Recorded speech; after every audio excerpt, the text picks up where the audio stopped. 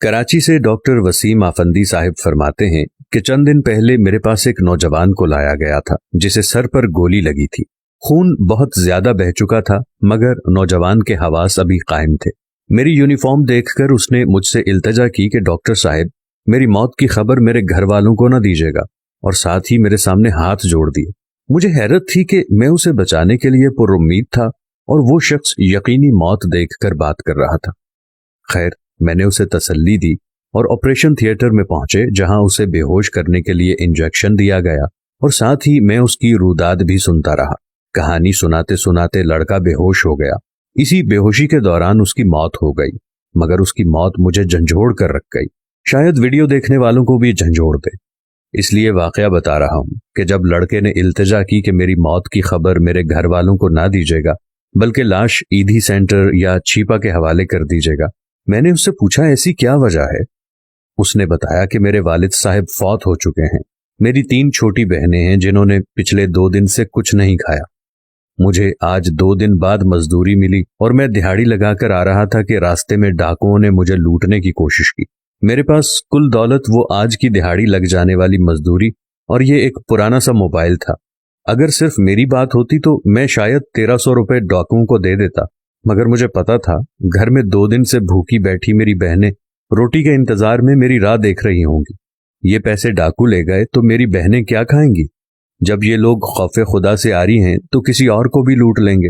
लिहाजा मैंने मुजाहिमत शुरू कर दी और उन जालिमों ने महज उन 1300 रुपए की खातिर मुझे गोली मार दी। डॉक्टर साहब, मुझे पता है मैं मर जाऊंगा, मगर मुझे फिक्र है कि मेरे घर वाले जिनके पास रोटी तक के पैसे नहीं हैं, वो मेरे लिए कफन के पैसे कहां से लाएंगे, कब्र के पैसे कहां से लाएंगे। लिहाजा मेरे घर वालों को मेरी मौत की खबर न दी जाए।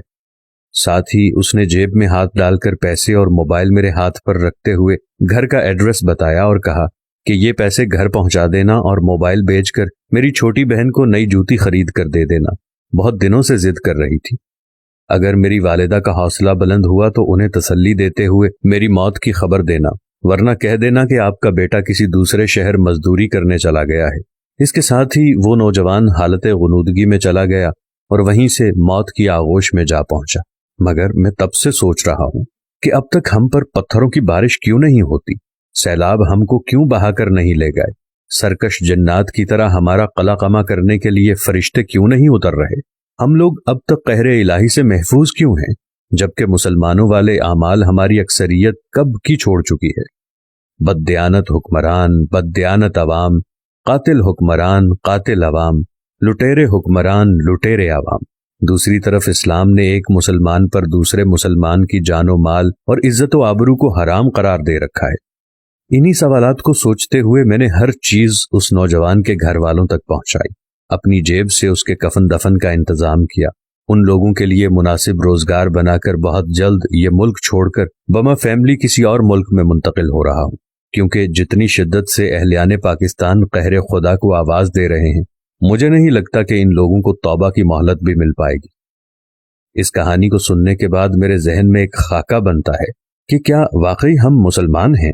क्या हमारा मुल्क वाकई ला इलाहा इल्लल्लाहु मुहम्मदुर रसूलुल्लाह के नाम पर मारज़ वजूद में आया था? क्या वाकई इस वक्त जब हमारा मुल्क मारज़ वजूद में आ रहा था, जब हमने हिंदुओं और अंग्रेजों से आज़ादी हासिल की थी, क्या उस वक्त कायदे आज़म मोहम्मद अली जिन्ना, अल्लामा इकबाल, सर सैयद अहमद खान और जितने भी लीडरान थे, उनके जहन में ये हमारे फ्यूचर का नक्शा था? ऐसे बहुत से सवालों ने मुझे झंझोड़ कर रख दिया है। खुदारा मेरे दोस्तों, वीडियो देखने वालों, अल्लाह का खौफ करें और ऐसे गुनाहों से तौबा कर लें।